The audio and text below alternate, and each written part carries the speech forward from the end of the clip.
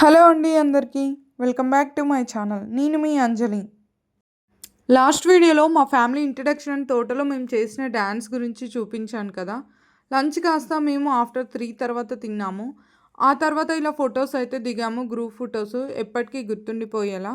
ఇలా అందరం ఒక దగ్గర కలిసాము. డిఫరెంట్గా గ్రూప్ ఫొటోస్ అయితే దిగారు.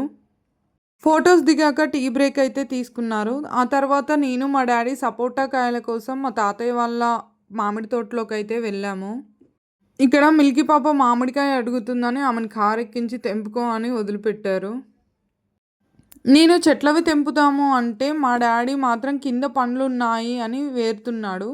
కొన్ని ఫ్రూట్స్ బాగున్నాయి, కొన్నిటికైతే మంచిగా లేవు కాయలు. మామిడికాయల్లాగానే వీటికి కూడా బయట బాగుంటున్నాయి, లోపల మాత్రం పురుగులుంటున్నాయి.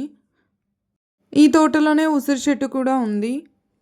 మేమైతే ఈ ఉసిరికాయల్ని పప్పుసిరి అంటాము.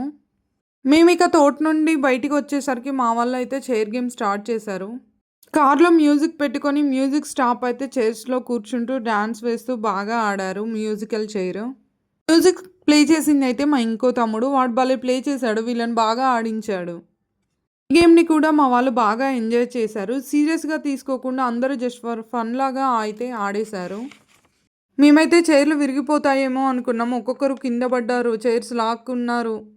మామూలుగా ఆడలేదు మా వాళ్ళు అయితే. మా వాళ్ళలో ఎవరు ఆడరేమో. ఇక వీళ్ళ గేమ్ అయిపోయాక మా డాడీ వాళ్ళు అయితే ఆడారు. డాడీ వాళ్ళు, మామయ్య వాళ్ళు అందరూ కలిసి ఆడారు. వాళ్ళు ఆడతారని మేమైతే ఎవరం ఎక్స్పెక్ట్ చేయలేదు. ఇలా సరదాగా మేమందరం మామిడి తోటలో అయితే బాగా ఎంజాయ్ చేసాము. ఇక మా డాడీ వాళ్ళు ఆడిన ఆట అయితే మామూలుగా ఆడలేదు. అసలు వీళ్ళ గేమ్ చూస్తే ఇలా కూడా ఆడతారా అనిపించింది. వీళ్ళైతే మొహమాటాలకి చైర్స్ ఇచ్చేసి వెళ్ళిపోతున్నారు. అలా ఆడారు మా వాళ్ళు. కింద పడితే దెబ్బలేమన్నా తాకుతాయి అనుకున్నారో ఏంటో మా వాళ్ళు. ఇక డాడీ వాళ్ళ గేమ్ కూడా అయిపోయేసరికి 5:45 అలా అయింది. ఇంకా అందరం అయితే ఇంటికి రిటర్న్ అయ్యాము, తాతయ్య వాళ్ళ ఇంటికి.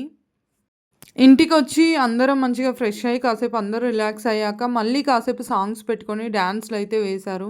మా పిల్లలు అయితే నైట్ చాలాసేపు ఆడారు. ఇలా డ్యాన్స్లు వేసిన తర్వాత భోజనాలు చేసి ఎక్కడి వాళ్ళం అక్కడికైతే వెళ్ళిపోయాము. వెహికల్స్ ఉన్న వాళ్ళు అయితే వెళ్ళారు, కొంతమంది అక్కడే ఉండి నెక్స్ట్ డే మార్నింగ్ అయితే వెళ్ళిపోయారు. ఇక మేమైతే నైటే జంగాలపల్లి వెళ్ళి మార్నింగ్ అక్కడి నుంచి హన్మకొండ వచ్చి అక్కడి నుంచి హైదరాబాద్ వచ్చేసాము. హన్మకొండ బస్ స్టాండ్ వచ్చేసరికి మిల్కీ కొంచెం చిరాకు చేస్తుందని వాళ్ళ నాన్న అయితే ఇలా ఆడిపించేశాడు. మొత్తానికి మా జర్నీ అయితే ఇలా జరిగింది.